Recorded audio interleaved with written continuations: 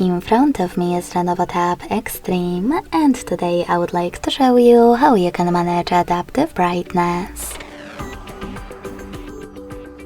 Start by going into Tab menu and looking for Adaptive Brightness shortcut. When you find it, click on it. In this case, it's called Auto Adjust Brightness.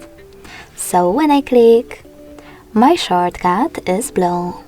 That means that auto brightness is enabled. In order to disable it, hit the same shortcut again. You can also go into Devices Settings and click on Display section right away. Then tap on this switcher next to Adaptive Brightness feature to switch it on or off. Thanks so much for watching. If you enjoyed this video, don't forget to leave a like, comment and subscribe. Bye!